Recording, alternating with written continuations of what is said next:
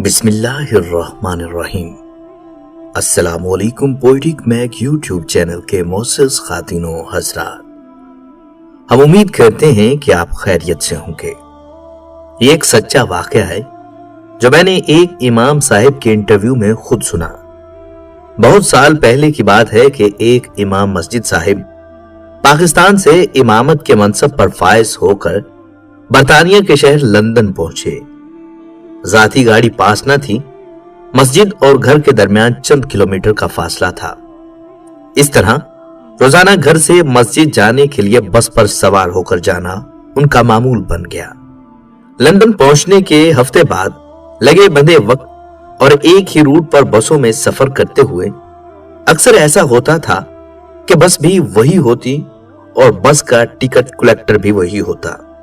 ایک مرتبہ امام صاحب بس پر سوار ہوئے، ٹکٹ کلیکٹر کو کرایہ دیا اور باقی کے پیسے لے کر ایک نشست پر جا بیٹھ گئے۔ ٹکٹ کلیکٹر کے دیے ہوئے باقی کے پیسے جیب میں ڈالنے سے قبل دیکھے تو پتہ چلا کہ 20 پینی زیادہ آ گئے ہیں۔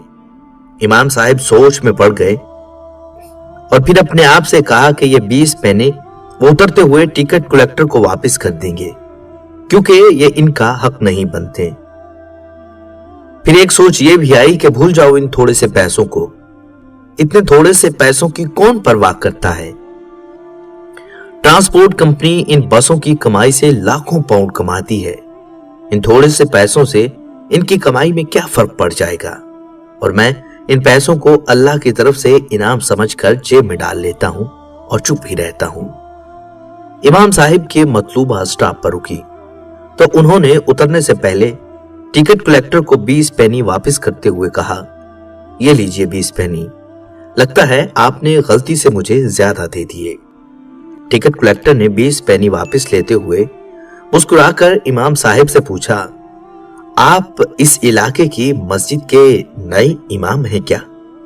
امام صاحب نے فرمایا، جی ہاں، میں گزشتہ کئی دنوں سے یہاں امامت اور خطابت کے فرائض سر انجام دے رہا ہوں۔ ٹکٹ کلیکٹر کے لہجے میں اب سنجیدگی آ گئی۔ وہ بولا، میں بہت عرصہ سے آپ کی مسجد میں آ کر اسلام کے بارے میں معلومات لینا چاہ رہا تھا۔ یہ 20 پینی میں نے جان بوجھ کر آپ کو زیادہ دیے تھے تاکہ اس معمولی رقم کے بارے میں مسلمانوں کے ایک پیشوا کا رویہ پرکھ سکوں۔ آپ کا بہت شکریہ، آپ نے اسلام اور مسلمانوں کے بارے میں میری سوچ کو ایک نیا رخ دیا ہے۔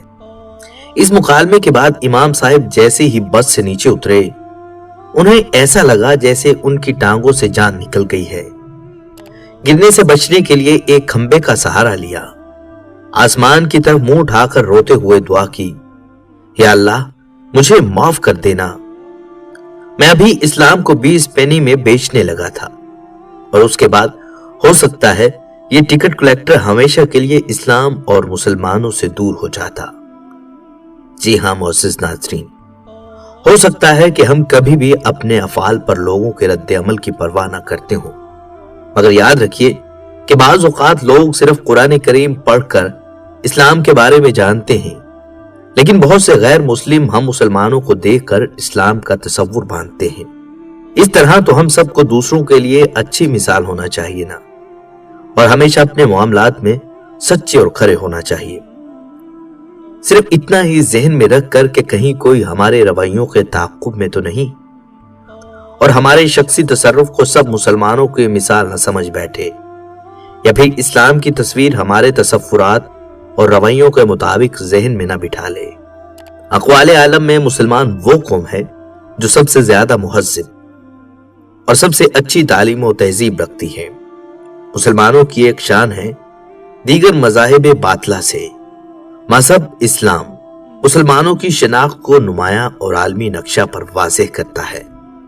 ایک دور تھا جب مسلمان نکاح و طلاق، تربیت اولاد، کھانے پینے اور ایک دوسرے کے حقوق کی رعایت کرنے میں اسلامی تہذیب و ثقافت پر عمل کرنے والے تھے، لیکن وقت کے ساتھ حالات نے مسلمانوں سے ان کی تہذیب چھین لی اور مسلمان اغیار کے طرز کو فالو کرنے لگے اور اسلامی تعلیمات سے کنارہ کش ہونے لگے۔ یہی وجہ ہے کہ آج پورے عالم میں مسلمان پسپا ہو رہا ہے اور باطل دن بدن عروج پر جا رہا ہے۔ جو چیزیں خالص مسلمانوں کے لیے تھیں اور جن تعلیمات پر خاص طور سے اہل اسلام کو عمل کرنا چاہیے تھا، آج ان تعلیمات پر غیر قومیں عمل کر کے اپنے لیے ترقی کی راہ ہموار کر رہی ہیں۔ ایک بزرگ نے فرمایا تھا، اگر تم کسی قوم کو دیکھو کہ وہ ناحق ہونے کے باوجود ترقی کر رہی ہے تو سمجھ لو کہ کوئی حق چیز ان کے ہاتھ میں لگ گئی۔ مسلمانوں کی حکومت کا کبھی سورج ڈوبتا نہ تھا، مگر آج حال یہ ہے کہ مسلمان آج اسلامی تعلیمات سے روگردانی کر کے رسوائی کا شکار ہو رہے ہیں۔ آخر اللہ رب العزت کی جانب سے انسانیت پر ہونے والے انعامات، چاند کی ٹھنڈک، گلاب کی رنگت، موتیوں اور بیلوں کی خوشبو، باد نسیم کی جھونکے، ساون کی بہار اور برسات کا نکھار، یہ سب اسی لیے ہیں کہ انسانیت کی ثابت قدمی کا امتحان لیا جائے اور انسان کے تقوی و پرہیزگاری کا امتحان لیا جا سکے۔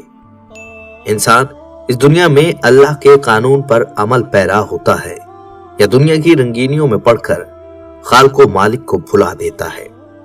اطاعت و فرما برداری کا تقاضا ہے کہ مسلمان اپنے مقام کو پہچانے اور ہر ممکن اسلامی تعلیم اور تہذیب پر عمل کرنے والے بن جائیں۔ اغیار کی تہذیب کو ہر ممکن چھوڑنے کی سعی کی جائے تو کسی حد تک اسلامی تعلیم اور تہذیب کا فروغ ہماری زندگی میں، معاشرے میں اور عالم میں ہوگا۔ لہذا ضرورت اس امر کی ہے کہ دنیا کے ساتھ ساتھ دین کا دامن بھی مضبوطی سے تھاما جائے۔ جب تک ہم حقیقتاً اسلام سے وابستہ رہیں گے، ہم پر زوال نہیں آ سکتا۔ قرآن مجید میں وعدہ کچھ یوں بیان کیا گیا ہے، اگر تم ایماندار رہو گے تو تم ہی سرفراز رہو گے۔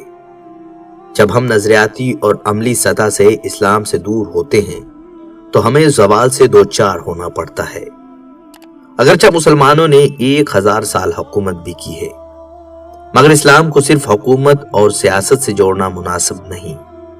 اسلام انفرادی زندگی، خاندانی زندگی اور معاشرتی زندگی میں بھی ہمارا رہنما ہے۔ مسلمانوں نے جب تک خدمت اور اخلاق کے جذبے سے سرشار ہو کر حکومت کی، وہ باعزت بھی رہے اور باکمال بھی۔